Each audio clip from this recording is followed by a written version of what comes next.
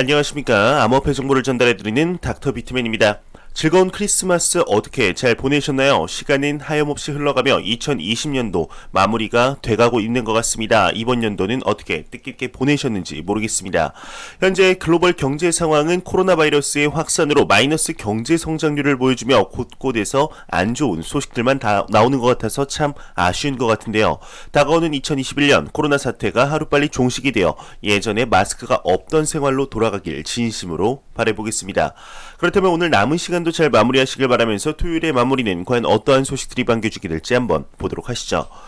최근 미 SEC의 리플사에 대한 소송건으로 암호화폐 시장이 어수선한 분위기를 보이고 있는 것이 사실입니다. 하지만 이러한 상황에서도 비트코인의 가격은 많은 영향을 받지 않아 보이며 긍정적인 소식들이 나오고 있는데요. 최근 월스트리트 저널에서 비트코인에 관한 내용을 자주 보도하고 있는 것 같습니다. 월스트리트 저널에서 내용이 나왔습니다. 9월 이후 대형 신규 투자자에 의한 비트코인 매수가 상당하다고 하는데 내용 한번 보도록 하겠습니다. 월스트리트 저널은 9월 이후 대형 신규 투자자가 115억 달러 BTC 매수를 하였다 이렇게 보도를 했습니다. 월스트리트 저널에 따르면 9월 이후 대형 신규 투자자의 비트코인 매수 규모가 50만 BTC에 달하는 것으로 나타났다고 하는데요. 달러로 환산 시 115억 달러 규모라고 합니다. 1000달러 이하 BTC 거래 건수도 3,800만 건을 기록하며 2017년 초강세장 당시와 비교했을 때 2배 이상 수준을 기록했다고 하는데요. 이는 중소형 투자자도 꾸준히 늘고 있는 것이라고 합니다. 월스트리트 저널에서 직접적으로 이전 상승장과 다른 점은 강세 지속 시간이 비교적 길다는 점, 리스크 헤지 낮은 비용으로 해외 송금을 이용하고자 하는 투자자들, 이용자들 사이에 비트코인의 잠재 수요가 증가하고 있다 언급을 했다고 합니다. 현재 전세계 금융시장의 메이저 매거진이라고 불리우는 월스트리트 저널에서 비트코인에 대해 이러한 언급들을 한 것을 보면 2년 전, 3년 전과 비교했을 때 인식의 변화가 상당 수준 일어났다는 것을 알 수 있지 않을까 생각이 듭니다.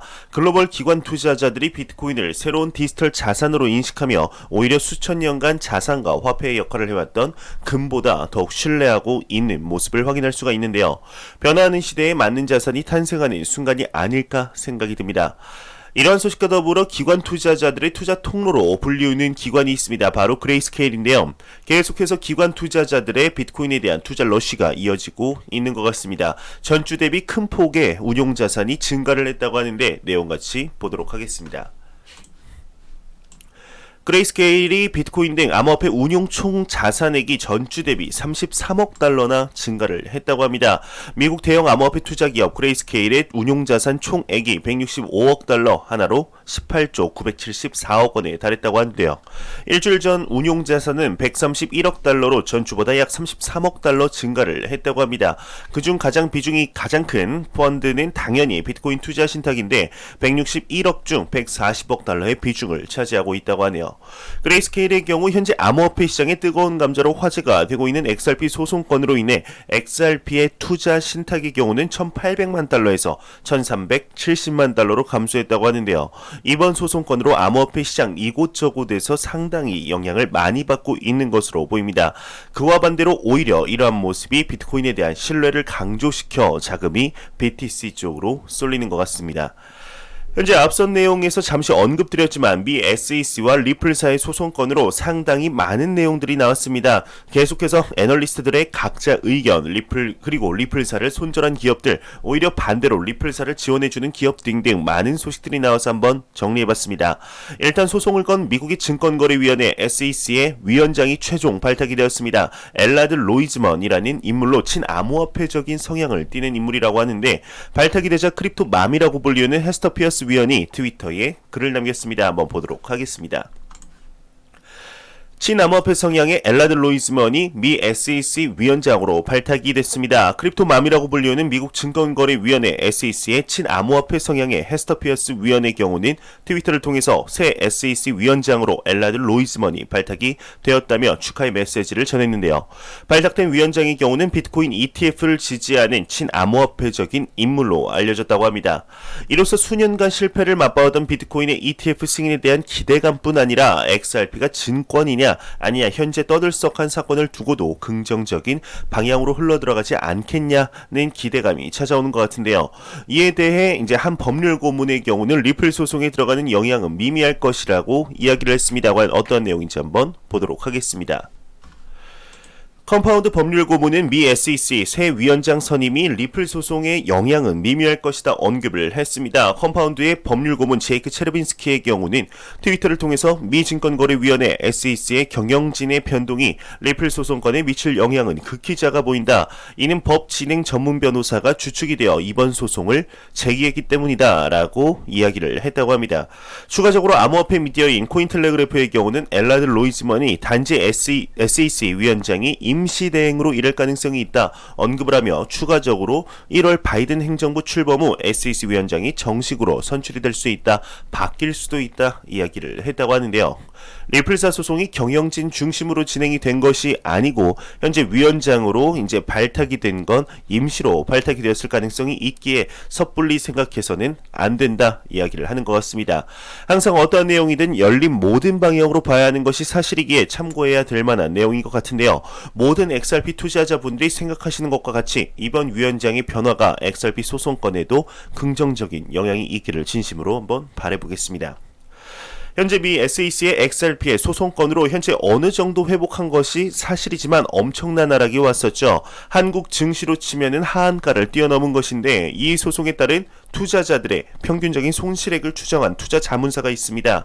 이 영상을 보시는 XRP 투자자분들의 경우 소송 전과 비교하여 본인의 손실액과 비슷한지 한번 비교해 보시면 좋을 것 같습니다. 내용 한번 보도록 하겠습니다. 글로벌 투자 자문사 고문은 XRP 소송에 따른 투자자 평균 손실액이 개개인별로 6,000달러다 언급을 했습니다. 미국 유력 미디어 아이위트니스 뉴스에 따르면 케인 아일랜드 알터너티브의 어드바이저의 이제 투자 고문 티모시 피터슨의 경우는 미 증권거래위원회 SEC의 리플 소송 제기에 따른 XRP 홀더분들의 평균 손실액이 6,000달러로 추정이 된다 언급을 했는데요. 그는 총 100억 달러 상당의 손실이 있었던 것으로 추정이 된다며 손실이 없었다면 미 정부는 10억에서 20억 달러의 자본 이득세를 거둘 수 있었을 것이다 언급을 하며 SEC를 비판하는 모습까지 보여주었습니다. 이번 XRP 가격 하락의 영향이 생각보다 컸던 것일까요? XRP에 대한 소송임에도 불구하고 다른 알트코인들의 가격에까지 영향을 준 모습이 있었는데 알트코인의 시가총액이 총 310억 달러가 감소를 했다고 합니다. 한번 내용 보도록 하겠습니다. 알트코인의 시가총액 310억 달러 감소 XEC와 리플 소송의 영향이다 언급을 했습니다. 이더리움 월드뉴스에 따르면 미 증권거래위원회 SEC가 미등록 증권 판매 혐의를 적용해 리플에 소송을 제기한 이후 알트코인의 시가총액이 약 310억 달러 감소를 했다고 합니다. 이와 관련하여 유명 암호화폐 애널리스트인 윌리 우의 경우는 SEC와 리플의 소송 뉴스가 퍼지면서 XRP는 물론 링크와 에이다의 가치도 함께 하락을 했다 언급을 하며 소송으로 인한 영향이 모든 알트코인의 시장에 영향을 미치며 다른 자산들도 다른 디지털 자산도 SEC에 의해 증권이 될 수 있다는 것이라는 두려움이 확산되고 있다. 현재 비트코인으로 자금의 움직임이 보인다 이야기를 한 것이죠. 위의 내용처럼 만일 XRP가 증권이다 판결이 난다면 다른 알트코인들 또한 똑같이 판결이 날 것이 뻔하기에 현재 완벽하게 SEC 측으로부터 증권이 아니다 판결이 난 비트코인과 이더리움으로 자금의 움직임이 관측이 되고 있는 것인데요. 현재 XRP의 소송 가운데 리플사를 손절하려고 하는 기업들도 있는 반면 도와주려고 하는 기업들도 업체들도 나오는 중입니다. 그중 한 명이 바로 카르다노 에이다의 창시자 찰스 호스킨스인데요. 한때는 이제 먹방을 찍으며 다니면서 많은 욕을 먹었지만 에이다의 스테이킹 업데이트인 셸리 업데이트 이후 변한 모습을 보여주고 있습니다. 이러한 찰스가 XRP는 증권이 아니다 언급을 했다고 하는데 한번 내용 보도록 하겠습니다. 카르다노의 창시자는 XRP 증권이 아니다 언급을 했습니다. 최근 카르다노 에이다의 찰스 호스킨스 CEO의 경우는 SEC가 제시한 내용을 고려해도 XRP는 증권으로 볼 수 없다 평가를 했다고 하는데요. 그는 XRP가 증권이라고 주장하는 건 미국 내 XRP를 보유하고 있는 모든 투자자 역시 해당 증권법을 위반했다고 말하는 것과 같은 논조다 이야기를 하며 XRP가 증권으로 간주되게 되면 업계에 큰 영향을 주게 될 것이다 강조를 했다고 합니다.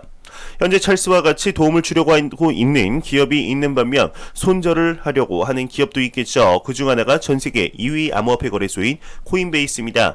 현재 리플 소송 관련 문제에 대해서 여러 옵션을 검토 중이라고 하는데 찌라시성 내용으로 추측이 되니 참고하시기 바랍니다. 내용 보도록 하겠습니다. 포브스는 코인베이스 대변인이 리플 소송 관련 문제에 대해 여러 옵션을 검토 중이다 언급을 했습니다. 포브스의 보도를 인용 코인베이스의 대변인은 미 SEC가 리플의 미등록 증권 문제에 대해서 여러 옵션을 검토 중이라고 언급을 했다고 합니다. 포브스와의 인터뷰에서 XRP 거래를 허용하는 모든 거래소는 잠재적으로 법을 위반할 가능성이 있으므로 거래소는 상장을 취소할 수밖에 없다 언급을 했으며 추가적으로 SEC는 법 진행이 매우 느려 XRP가 지금 당장 사라지지는 않을 것이다 덧붙였는데요.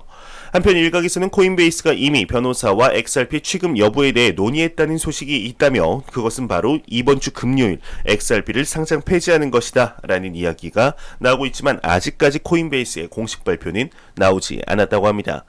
현재 사안이다 보니 그리 좋지 못한 기조들의 내용들이 많이 나오는 것 같아 참 안타까운 것 같습니다. 리플 XRP의 증권 문제는 지금 2년, 3년째 지속이 되고 있는데 하루빨리 증권이 아니다라고 이야기가 나와서 XRP 투자자분들의 애환을 녹여주었으면 좋겠습니다. 증권이 아니라고 밝혀지는 날 암호화폐 시장에 크나큰 이정표가 새겨지게 되지 않을까 생각이 듭니다.